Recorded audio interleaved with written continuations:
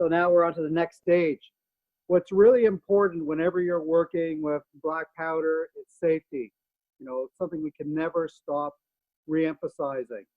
So Siren is a brass 1-inch bore swivel gun. She's currently mounted on a wooden stanchion, which we would use at land events. And as Ryan mentioned, it would be mounted also aboard our longboat. So it's important to do a physical check of all your equipment. First and foremost, take a look at the stanchion. Are there any cracks? You know, does it look safe? Look at your gun. Is it safe? Do you see any major cracks or anything, or any cracks? Then look at your tools. So in order, this is the worm. It's basically two pieces of metal that have been turned so that you will be able to use it to extract leftover charge out of the barrel. Make sure that it's solid, that it's not going to fall off. The next piece of equipment is the sponge. This, oh my God, it fell off. That is the actual sponge. Make sure that this is properly well secured to the rod, because the last thing you want ever to experience is as you push this down the barrel, which is lightly dampened, that it doesn't stay in there. Oops. It is not a fun thing to happen just before you want to fire. So again, double check to make sure that your tool, and this is how it should look, nice and secure onto the rod. Then you have the rammer. Again, check it. Make sure it's secure. Make sure that there's no cracks. Make sure that your vent pick that you use to pierce through the charge fits in well and is snug. You have your linstock with your slow match. Again, you don't want to have a small amount of slow match or a small amount of slow match onto your linstock. You want to have extra, and you want that your linstock be long enough so that literally, you know, your hand's not going to be right over the vent when you're firing or igniting the quill. Other safety equipment that you should have nearby, either right by the gun with the gun captain or with the powder monkey. Have a fire extinguisher or a bucket of water. It's best to be safe than sorry. Other things to keep in mind, okay, when we're aboard our boat, aboard the Psyche longboat, is make sure you lower the headsail before you fire. Why? A, you want to have as much of the arc and the cone of fire as compared to suddenly having sail right here. You can't fire, just a little bit to the starboard side, but also you don't want your headsail to catch on fire. You don't want it to combust. So best is to lower it so it's out of the way. Safety equipment for the people using the gun. The gun captain should have a thumb stall to plug the vent when you clean it. You should also be wearing earplugs, because we don't want to give our wives another reason to think that our hearing is bad. And for the powder monkey, they should be wearing leather gloves, because they're going to be handling the charge, and they want to make sure that their hands are safe when taking the charge from the magazine, giving it to the gun captain. So again, safety is of the paramount. You also don't want to keep any equipment too close to the gun. You know, so you want to have the tools nearby, but the powder magazine and the gun accessory box should be several feet away, available for the powder monkey to bring you your tools and to pass you your charge. So those are the important things to keep in mind when you want to load your gun. The other very important thing, we mentioned this at the last session, quills, charges, and your slow match must be made ahead of time. You cannot make them at an event. Event organizers don't like loose gunpowder on site. It has to be all pre-rolled or made into your quills and charges. Okay, so that's a safety component, very important. If it doesn't look safe, then consider it not being safe. Do not load and do not fire. You know, it's all about your safety as well as your gun crew's safety. All right, so let's go through the steps of actually loading and firing the swivel gun. So first and foremost, we use the worm. We put the worm in. Now the worm has 2 screws and you want it, you can see them, you want to turn it clockwise so that it would take out any residue that might be there. Oh boy, I'm feeling something. Ah, see? Leftover foil from a past charge. Now also, to be on the safe side, you should never really, and I'll show this right here, hold the rod so much, like so tight like that. You want to be careful that you're gently twirling it. And you should do this twice, you know, worming it twice to make sure that there's nothing inside. Put your tools, well, we have a match tub with sand, so we keep all of our tools right nearby. Now, the gun captain uses the thumb stall, puts it onto the vent of the gun, which is the hole, takes the functioning sponge, gets it just a little wet, not much. Because there's nothing worse than if it's too wet. See, you can see me getting rid of liquid there, getting rid of water. Because you don't want the inside of the barrel to be soaking wet. It's basically to dampen any residue from the previous shot. So we push it down all the way, and then see if we can hear it. That is a sound you want to hear because you know, then know it's got good suction because your finger, your thumb was on the vent. So do it again a second time. Perfect. That is a sound we want to hear. Put my tools back in place. So now the gun, we would say, is secure, it's clean. Now, if we were going to fire, what are the steps involved? Well, your powder monkey would open up, and unfortunately my powder monkey's not here. My powder monkey would open up the cartridge box, or I should say the magazine, take out 1 charge, which would look like this. Now this is a dummy charge, it's not a real one. You'd notice that the charge, I call it like the Hershey's Kiss, has a nice long elongated section here and a nice flat end. It is the flat end that has to be inserted into the barrel so that this, when it will be rammed down, will go all the way down past the vent hole. Because if you do it the opposite way, it may not get pushed all the way properly. So once the charge is in, and it just needs to be in just a little bit, get your rammer right here, put it into the barrel, and really tap it in there. Then you would use your gun pick. I've also seen it called a gimlet, and I think that's maybe more for US Civil War terminology. Put it into the vent and go push right in deep. You want to make sure that the pick has pushed through the aluminum foil of the charge and is gone right into the powder, like so. So now the gun is almost ready to fire. The last thing that's left would be putting the quill, which we demonstrated 2 weeks ago how to make it. The quill you would put into the vent and all the way down. Now, meanwhile, you make sure that your belly box, which is what we use for keeping the quills, is again secure. You know, take your time. There's no rush. Again, safety is paramount. At this stage, the gun captain would inform the officer whether it is on land or aboard the boat, gun is loaded and ready to fire.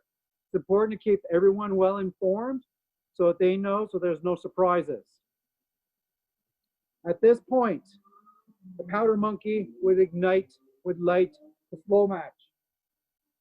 So here's slow match right here. This is done several feet away from us, using a butane lighter.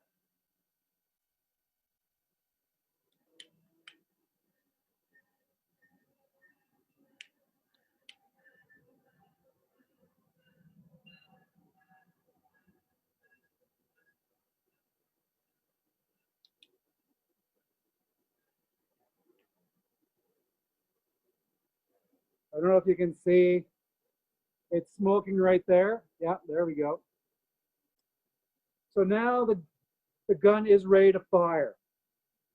The officer knows it's ready to fire. The gun captain is ready. The crew is ready. And you're given the order to fire. Now, the gun captain also has to keep an eye on what's in front, what's the sides, and the arc of fire.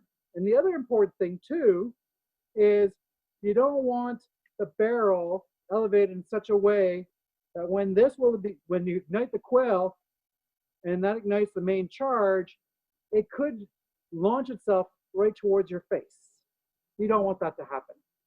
So you make sure that you're standing a little bit far away from it. You know, again, easier on land than aboard the boat, and that you angle it. So sometimes you may have to have the gun angled more straight than higher up. And then when you're given the order to fire, I'm just going to bring up my slow match. A little bit too long. There we go. You're given the order to fire. You bring it up. You touch the slow match to the top of the quill.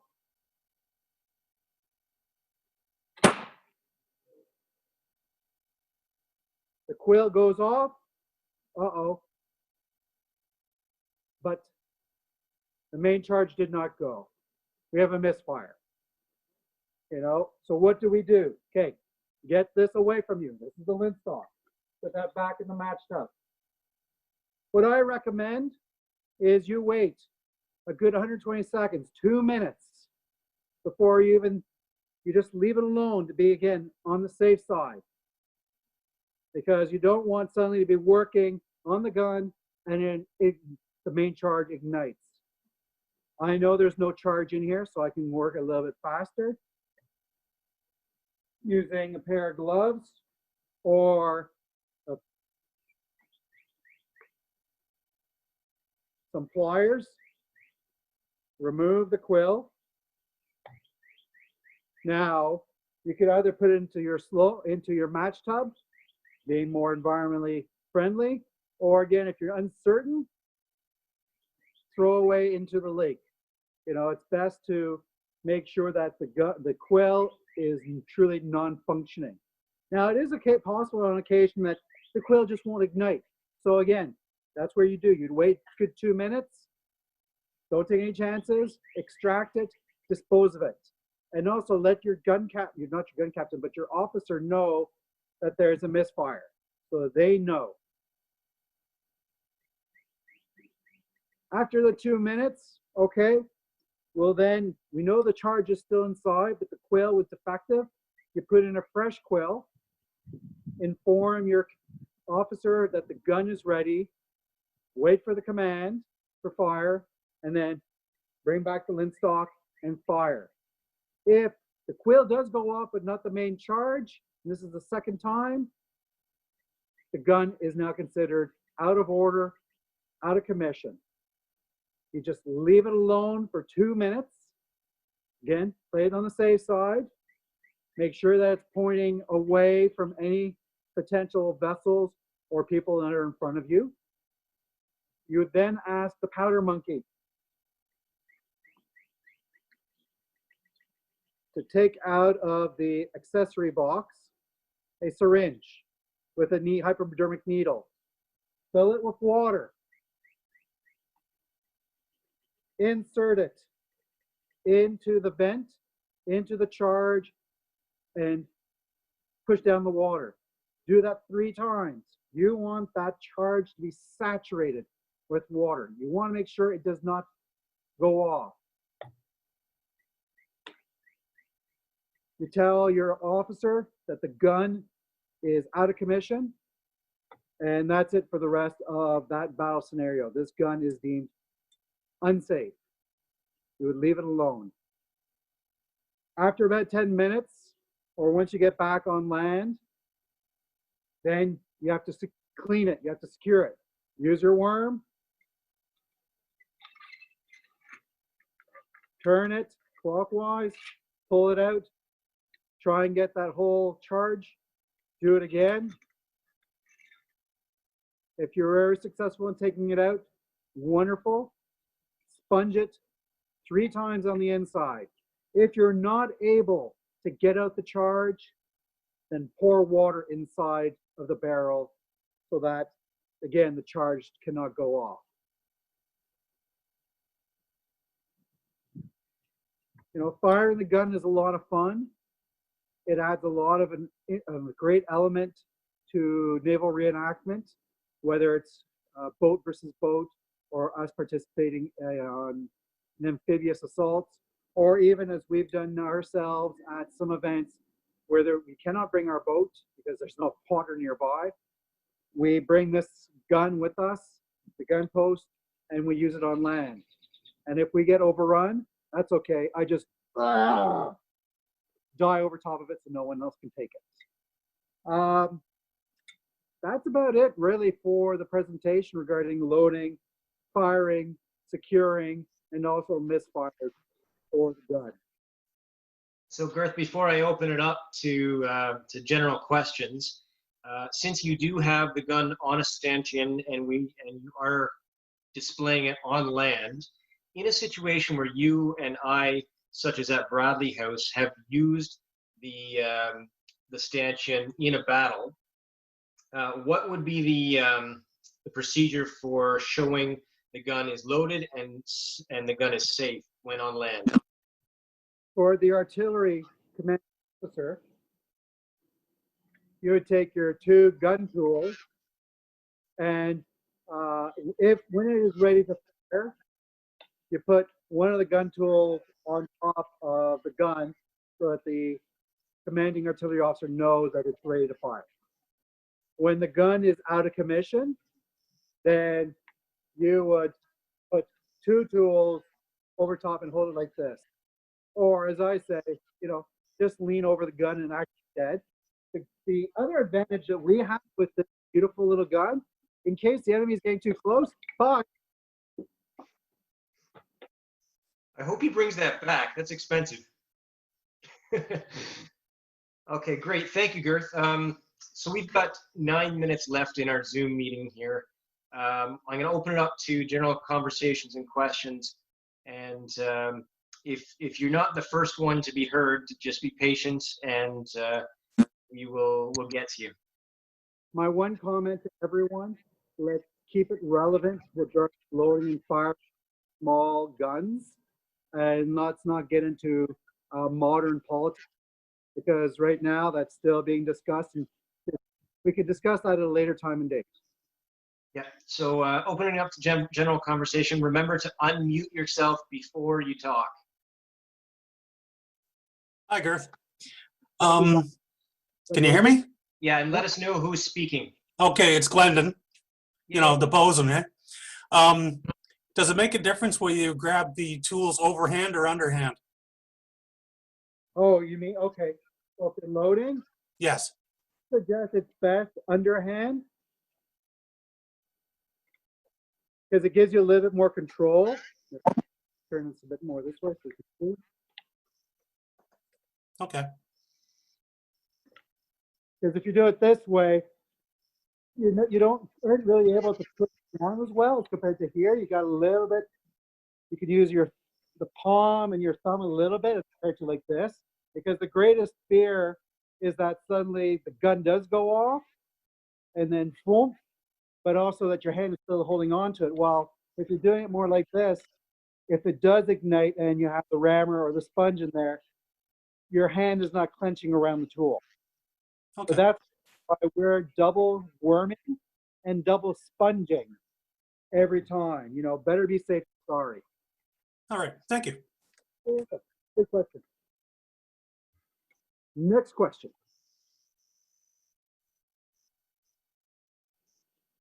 I think you've done such a good job that there are no questions. So I will put my talking notes on the Facebook group page.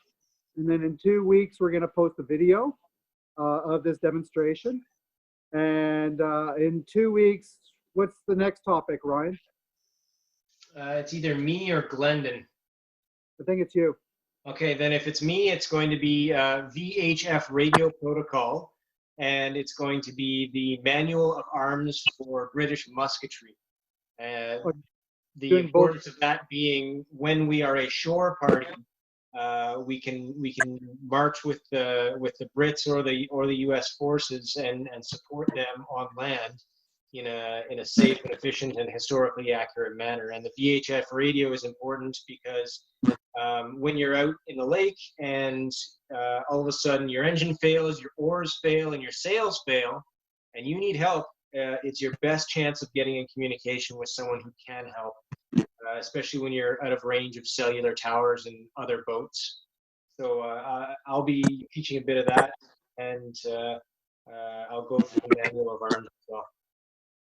The other thing I just remembered, one of the responsibilities for the powder party is make sure that they extinguish full match, either cutting off the lip or putting it into the water. Because yeah, so I'm like, what am I smelling back there? Oh, geez, full matches. So yeah, super. Well, everyone, take care of yourself. Hope to see everyone soon and safe and sound, and keep on believing in yourselves and God save. Stay safe and maintain a positive psyche. Ooh.